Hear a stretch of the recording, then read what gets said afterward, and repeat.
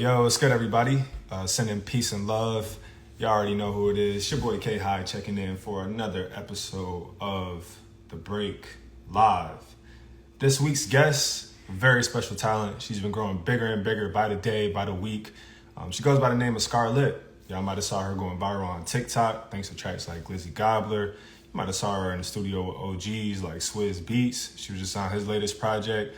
Or maybe you saw her on the internet talking about her home state of New York, what it is and what it isn't, and telling people who don't belong to get the hell out. She's been everywhere as of late.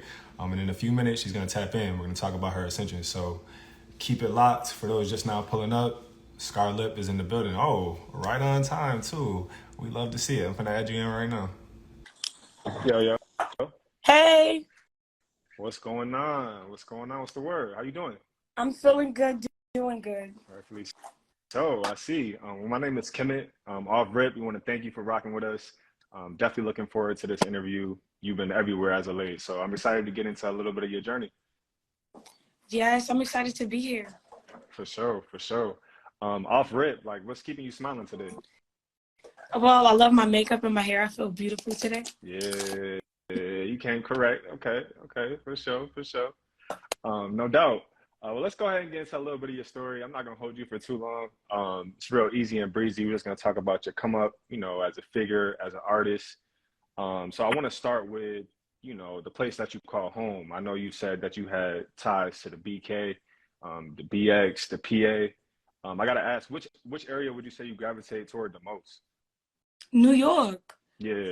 Okay, all right. For sure. Like, period. Yeah.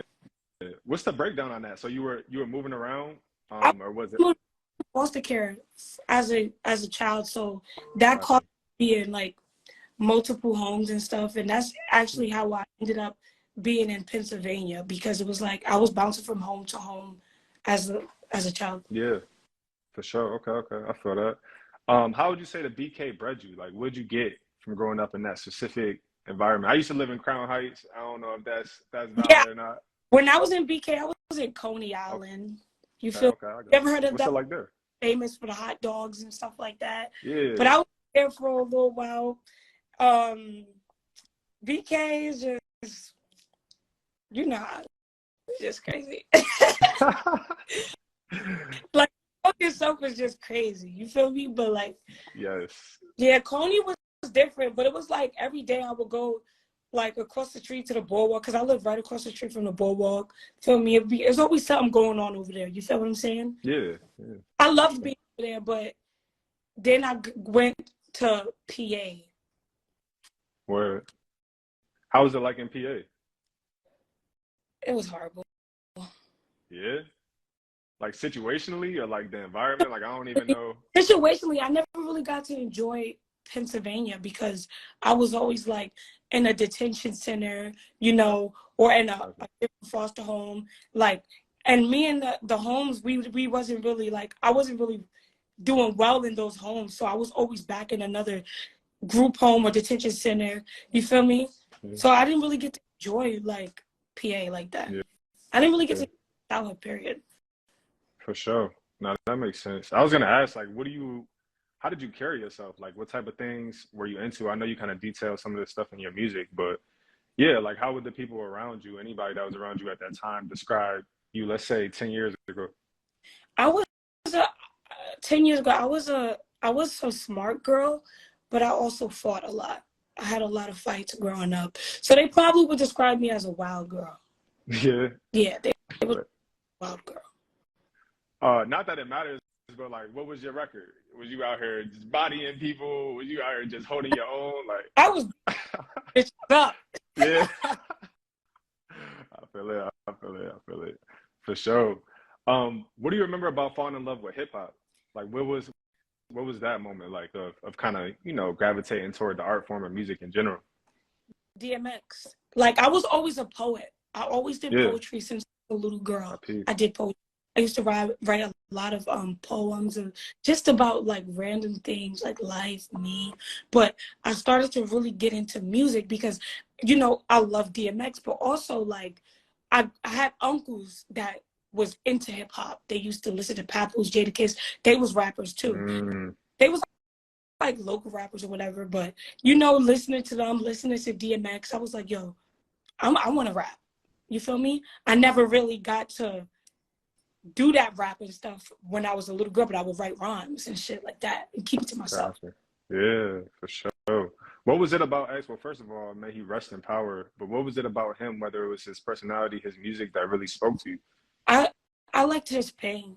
Mm, I could relate to his pain the most, and the fact that he was so vulnerable in his music, and he wasn't afraid to share it, you know, and be honest about the real him. Some people aren't honest about them, and he was able to be like, this is me. And I feel like I do the same thing with my music, and I absolutely. relate to him is because he really showed me, yo, I could be me. I could let niggas know, like, this is me, this is what I'm going through, and I could make it into a banger. Straight up. Yeah, unapologetic. I love it. Who were some other artists that you had in rotation, like back in the day, people that you're influenced by, inspired by, or just were rocking with heavy? Back in the day, I'm gonna say DMX. Of course. I liked who else? I listened to Eminem here and there. I did listen to Okay. Drake. You said you did or you didn't? I did. Okay, yeah, I yeah, did. yeah, But yeah, like for sure. I wasn't really like, I listened to a lot of people, Ghetto Boys, Oh, Scarface. okay, yeah. Um I like the Lauryn Hill. Legends. To a lot of people that was just more storytelling music than Yeah. yeah. No, that makes sense. After hearing your music, hearing the artists that you gravitated toward, like there's definitely some common denominators. So what did it look like? You're listening to these artists, you're inspired by X, you know, him just being unapologetic with his pain, turning it into bangers as you do, as you mentioned. What was the moment where you said, okay, I'm gonna hop on the mic? Like what was that day like, that studio session, that first song? Like, can you bring us into that a little bit? Yes. So I started off doing freestyles. I didn't really ever get in the studio. I was just making a lot of freestyles, and everybody used to be like, yo, Scott, get in the studio. Your shit is hard. Your shit is like, Oh, for it. you could really blow off this shit. And I used to listen to them, but I wasn't as, like, I was like, I don't know. One day I decided to jump in the studio, and I made the first song ever called Therapy. Mm-hmm. And it was about as a little girl. And I made Mm-hmm. that, and because the freestyle had went super viral. And when I did the song, a lot of people called me like, yo, I can relate to this. Yo, you're inspiring. And that's when I kept doing it. Sheesh. What was you remember like what the instrumental was, like what the freestyle was, what you freestyle to? Yeah. What was it? Like the instrumental was like, it was like a sad beat. Oh, okay, okay. So it wasn't like something popular. It was something you found, you discovered, like on YouTube or something like that. And I found. Got you, got you. It was my. Okay, okay. I'm gonna tell you something. In Yeah, put me on. 2018, I came out about my life story, and it went really viral. Yeah. And it went viral where like Wallow and them reposted it. I feel like I was the one doing that DMX vulnerable type of shit in 2018. That vulnerable rap. That's what I was doing. Oh yeah. Yeah. Dang, that's crazy. I was gonna say too, like obviously I heard Therapy. I didn't know that was your first track though. So you kind of had it out of the gates. You know, people were gravitating toward you, like your message and obviously the artistry. Like that's dope. I salute that for sure. So what after Therapy came out, what moments, songs kind of started getting you traction around? Obviously you said you're blowing up, but yeah, go ahead. Glizzy Gobbler. Yes. Oh, we gonna get into it. Don't worry. Okay. Okay. For sure. All right, let's pause that because I want to go back to Glizzy in a second. Obviously know a lot about your story. Like, if you don't mind me asking, can you break down how you got the scar on your lip and the decision to embrace that? You know, as you're now growing into your footing as an artist. Yes. So I got the scar on my lip because I was attacked by my brother, and like my lip was like busted open and it had to be stitched up, and when they stitched my lip back up, it just left a permanent scar. Mm. Basically, that's how I got the scar on my lip. It was a situation where I had got, like, I was going to a football game, and my aunt was like, you got to come back in at a certain time. I'm like, all right, whatever. I'm headed to the football game. And when I came back before I was supposed to be in the house. I come back, and then like my family's acting like they're not home or whatever. They cut off all the lights to make it seem like they wasn't home. So I'm knocking on the door because, mind you, I'm 16. I live with them. I don't got nowhere else to stay. You feel me? So I'm knocking on the door, asking them like I'm knocking on the doors, waiting for them to open the door. They didn't open the door. So then that's when my little sister came downstairs and she said, "Oh, you can't come. You can't come in. You can't come in." So I'm like, "All right, whatever." So I start walking, and then my brother come outside. And then he starts to asking me for money. But I'm like, bro, like, I don't got no money. Like, obviously you see I don't got no money or whatever because you see the situation. I mean, I can't even get in the crib. And then it's just like, oh, he started like going crazy or whatever. And then like he punches me. And then like, I just know I would like wake up and it's like blood squirting all out of my mouth and stuff. And I'm just screaming, "Cause somebody help me, cause somebody help me." And that's when the neighbors came out and they see my brother and it was like, "Yo, why would you do that? Why would you do that?" And then the ambulance came, and like, cause they called the ambulance, and then that's when I had to get stitches. Mm, that's deep. How did you? I guess I'm really curious now. Like, what did the process look like of you growing to embrace that? You know, was that like something immediate, or is that something you No, grew into over time? Okay. I just said this yesterday too. I said it made me feel ugly. Mm, The scar on my, it made me feel ugly. Like every time I would look in the mirror, I would just see like the scene of the situation of how I got it. I just see my brother. Every time I look in the mirror, I'll just replay the scene of the night when I got the scar on my lip. It was like torment for real.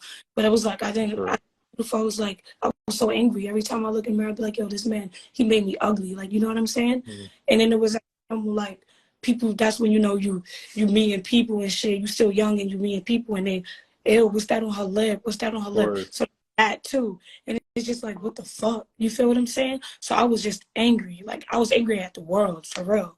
Because I'm like, yo, this man made me, like, ugly. You feel me? But after a while, you know, as you grow up, as you get older, you got to deal with your trauma in some way. You Of feel course. me? And Of course. I decided to, because I hated it so much and I hated that people was able to, like, talk about me and judge me, I said, I'm going to just make it my name. Yeah. I'm gonna just make it.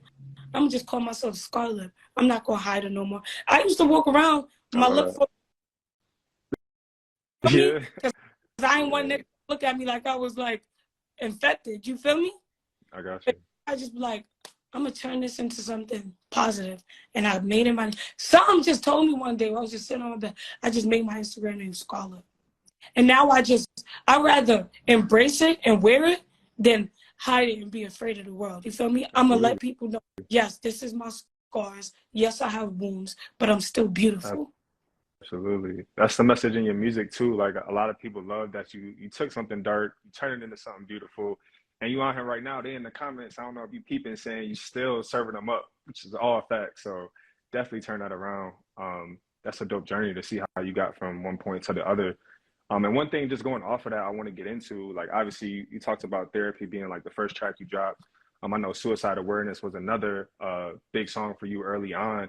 How did you find the confidence to be like candid about your story? Was that dating back to, your affinity for DMX, or was it It something was else not. that inspired it? It was not only that because I was writing rhymes, right? Mm-hmm. And it was the DMX was inspired, but it was also this one girl. Her name is Courtney Keneally. I always tell people this, Right. and she told me her story, and she told me like what she'd been through. She's a friend of mine, and I was like, yo, how does she have the confidence to tell me this, not knowing I'm going through the same thing? Mm-hmm. When I was like, yo, I'm about to just tell my story. You feel me? Mm-hmm. That's all. Super raw with it, for sure. And I DMX know. big inspiration with that. You said what? DMX too, cause Yeah. yeah. Yeah. We already know. We already know.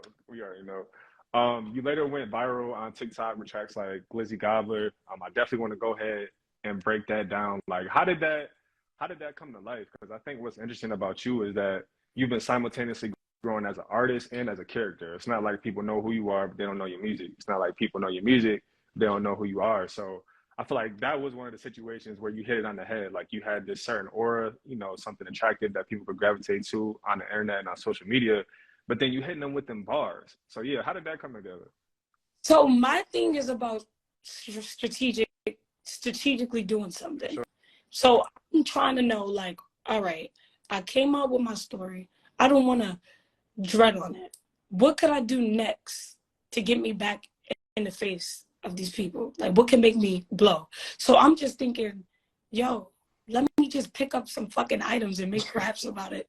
So I'm like, what do people relate to the most? And it's my audience. Because I'm from the hood, and I know niggas is from the hood too. Now I know it's two things people relate to: ramen noodles and glizzies. Yes.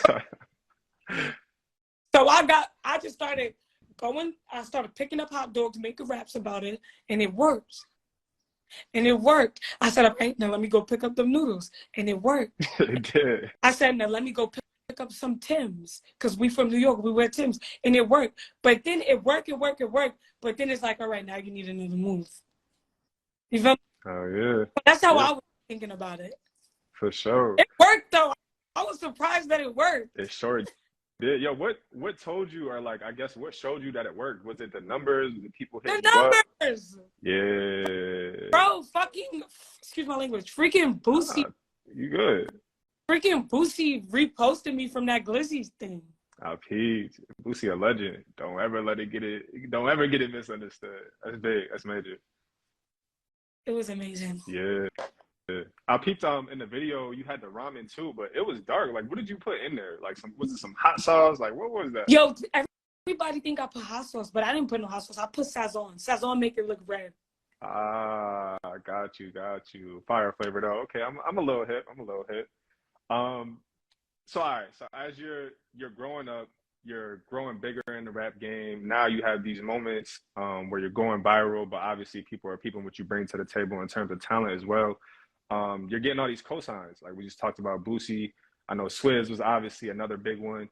I gotta ask, how did you first get connected with Swizz, and how would you describe your relationship with him? Because from the outside looking in, it looked like a big brother, little sister type situation. So yeah, but how would you tell it? All right, so Swizz first see me like a month ago, probably, or 2 months ago, and he seen my rap when I was doing my spoken word, and he reposted it.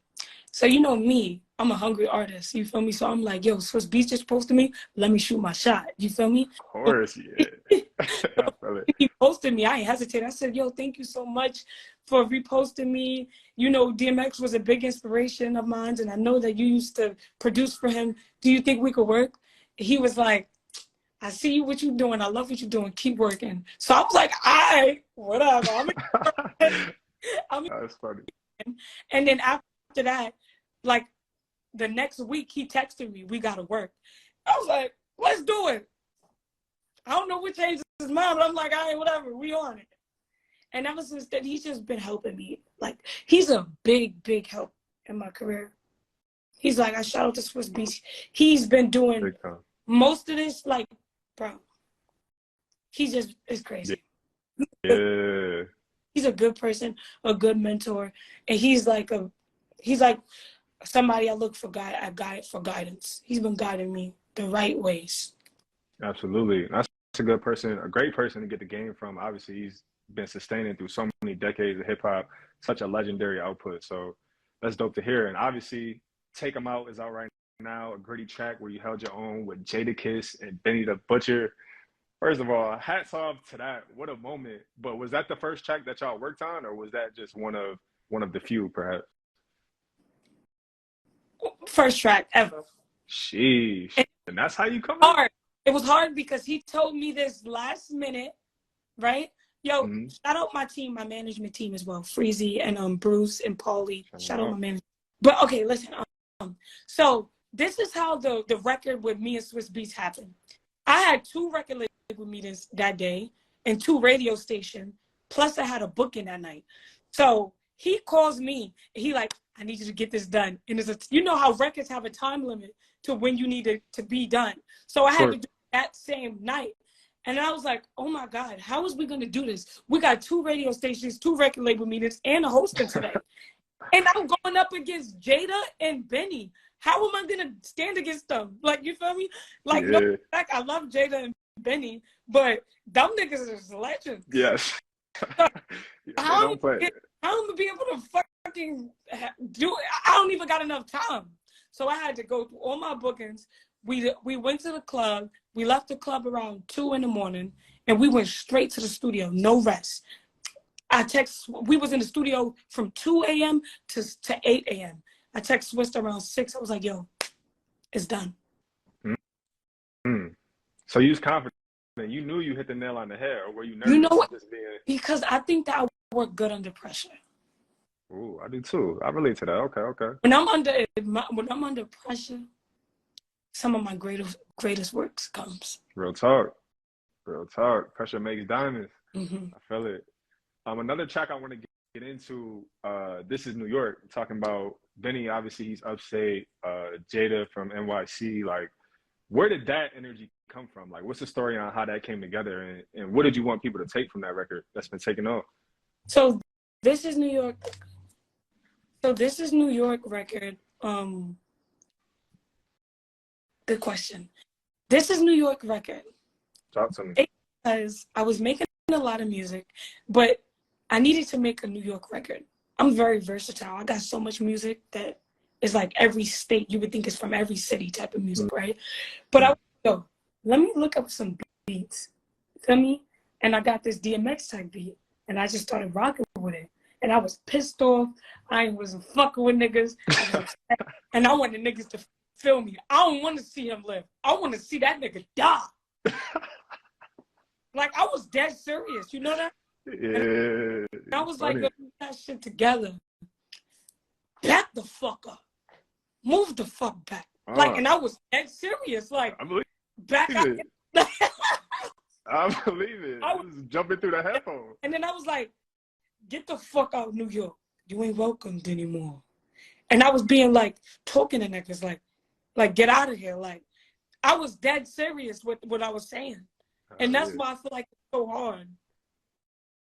Super tough. I said, for real, I came out there, yo, my manager said, you act like you was possessed once you came out there.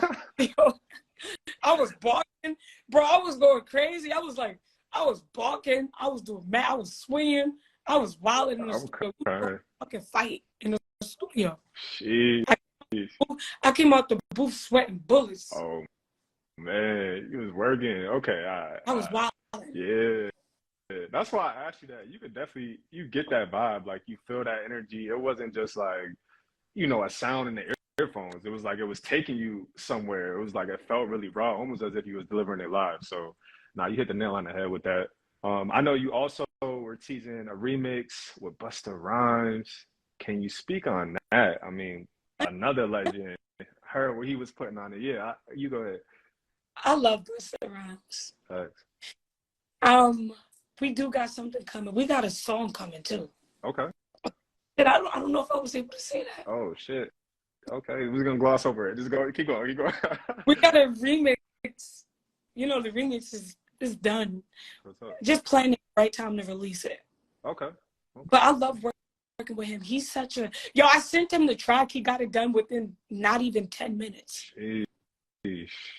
Not even. That's how fucking ill he is. Like, he's just like fire, bro. This is a legend, bro. Absolutely. Like, absolutely. He's a good vibe too. Like, in person, like, he's so nice, so genuine, so cool. He's really funny. He'll make you laugh. I believe it. If you be, yeah, for sure. Nah, I believe it. It's funny too because the energy that you kind of give me seemed like he has that same energy. Like, I was in the studio with Jess and May last night, and he was like, "No, Busta really like that. Like, he'll slap somebody in the face, but it's mad cool at the same time." So it seemed like y'all got similar energy in that way. And I gave him a Busta bunny. A Busta, but what do you mean? What is that? I'm not hip. Bunny, I gave him a bunny. An actual bunny? Yeah, a teddy bear. Oh, bunny. Okay. Got you. Oh, okay. He named it a Busta bunny. A Busta bunny. Nah, I love that for sure. One more on a note of legends. One more thing I want to get into. I know you was at dinner with 50 Cent. 50, another New York legend. I mean, legend in general. Seemed like a very profound dude. Like, people say, would you rather take the money or go to dinner with Jay-Z? And I feel like if you ask that question with 50, it's like you might want to take that dinner. Yes. Yes. I'm taking that dinner. Thanks. Super profound. So out of every celeb I've been around, Yo, it's something about it was too much to take sitting like yo, sitting next to 50 Cent, right? It's Hmm. just too much to take in. What you mean?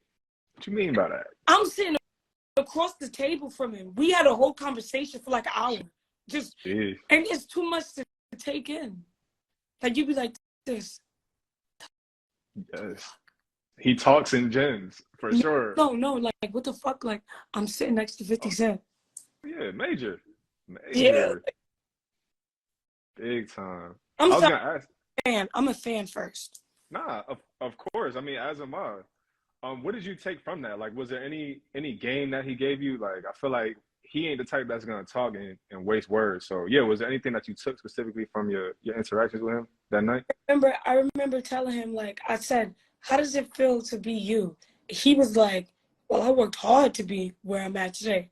And I was like, your story, Get Rich or Die Trying, is really inspiring. I'm very inspired by it. And he said, that's your story now. Mm. Yo, that shit crazy. Like, yo, that Yes. shit right there just speaks a million words in one. Like, he, like, Get Rich or Die Trying. That's his story, feel me? He said, that's your story now. Meaning, like, it's my, like, I really got to do what I got to do. You feel what I'm saying? And he gave me points, thoughts, ideas, suggestions. He gave me a lot of key gems, but it's just like, I'm just honored to be sitting at the table with him. That's really what it is. Absolutely. Now you off to a great start. Um, Off of that, I want to ask, like, I know it's kind of early, but like, what do you feel like you bring into the rap game, or what would you like to bring to the rap game? You know, how would you like to be remembered? Kind of in the vein that we're talking about 50 in. Mm, like, I'm just going to bring me to the rap game. Like, I'm bringing myself to the rap game. I'm bringing rawness, vulnerability. I'm going to bring all my personalities to it. Like, I'm going to bring everything that's in me out to the rap game. I know that for sure. I know I got an EP I want to drop called Scars and Stripes. Okay, yes, okay. I told 50 Cent, I said, 50, you should make a movie about my life. It's going to be called Scars and Stripes. Because that's my EP. Yo, Fire Scars name. and Stripes is hard, right? Yeah, that's hard. I literally, that's like a few questions down. I was gonna ask about that. That's hard as hell. Yeah, like, I want to bring, like, you know how Eminem had 8 Mile? Yeah. 50 had Get Rich or Die Trying. I want to do Scars and Stripes. Mm. That's my story. That's my life.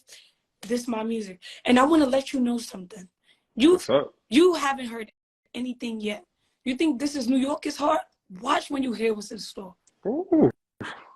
Hard drive full of fire. Okay, y'all heard that. Y'all heard that. I believe it. I believe it. Is that the project that Swizz is executive producing, or is that gonna come before that? Okay. Mm-hmm. Okay. No, Fire. this is executive producing everything. Got you. Got you. Oh, so y'all locked in for real, for real. Wavy. Okay, okay. I just got a few more questions for you, and I'm gonna let you go ahead and get up out of here. Your Funk Flex freestyle. Whoa, you left no crumbs on the plate. Can you walk us through what it's like? Like, we see these moments all the time. You know, this is the type of content that lives on forever. Funk Flex, another legend. What is the setup like? Are you going in there? Are you going through beats? Are you preparing? Is it off rip, like dark lights, and you got to go straight at it? Like, how was your experience? So that was Swizz Beatz beat Yeah. that I freestyle. That's Swizz Beatz beat that he sent me. But like, it'd be hard because it's like, I feel like sometimes I be under a lot of pressure, like, and I can't go to these freestyle places with some whack shit. Feel me? I gotta write some rhymes. I gotta write some metaphors. I gotta come hard. So it'd be a lot of pressure sometimes. Like, oh my God, is they gonna like it? Is they gonna like it? But like sometimes I gotta just be like, yo, this is what you could do. You gotta give it your best. And I go to Funk Flex and I rap it and I hope that he loves it. But he loved it. Yes. You feel me? Everybody else too. I was nervous. I'm gonna be real. Word. But once I started spinning that shit, Flex was like, Hey. Yeah. Oh yeah. Nah, you body for sure. Are you a Knicks fan? I see you had on the Knicks gear. Are you a Knicks fan, or are you just repping the home? I gotta rep the Knicks, They period. are I'm from, the way. I gotta rep New York. Yeah. All day. Shout out to him. Shout out to him. All right. Go ahead. You was gonna say something? For sure. Two more questions, kind of segue from the music. What are you into outside of rap? I love to act. I want to do modeling. Nice. Also, my number one goal before I did music, I wanted to be an actor. Oh, same. That's actually where like my love started. It was acting first and then music. I think Drake got a lyric about that that I always think about. But yeah, where did that come from then? For me, it was like Will Smith and Fresh Prince. But for you, what was it? I just always been into the acting world. I used to watch Disney a lot. I always used to watch Mm, Shake Day and CC, Rocky and CC. But I always used to watch it. But like I always just had this thought that I wanted to be an actor one day. mm. That was my number one goal. I ended up being a chef. Oh, I was a word? chef for I was a chef. But I Oh, used to always be an actor. for sure. For sure. You You said what? I didn't hear you. you don't think I could be an actor? Nah, I definitely think you could be an actor. You talking about scars and stripes? I'm like, all right, you sound like you're gonna star in your own movie, or would you want to cast it to somebody else? I wanted to be actor, so it's gonna be a little girl that's gonna Yeah, be me. But yeah, I'm older. I can do the teenager roles. Like, yes. you Uh, do it better than for me. sure. Yo, I'm telling you, 50 Cent need to. This gonna make millions. Oh yeah. He's already like a mammoth-sized figure in TV and stuff now. Obviously, he does his thing with all types of media. So I'm looking forward to it. Hopefully, this is a track record of this manifestation that is coming out in the future. Or my last question to you, what are some short-term, long-term goals that you have for yourself this year? Like, what else can people expect? What else do you want to accomplish? I want to accomplish a feature with Cardi B. Ooh, legend, I want to diamond selling. feature with Cardi B. Okay, I also want to accomplish getting a platinum. I want a platinum. This is New York to go platinum, or double platinum, for sure. or diamond. I want it to be an anthem. Copy. I got an EP EP or an album, whatever I call it, a tape that's about to drop. I know in midsummer, so I know that's gonna go crazy as well. Okay. I just am inspired to be a legend, not just a famous rapper, not just a rapper. I want to be into the business. I want to be into the movies. I want to be into everything, and I want to be a legend.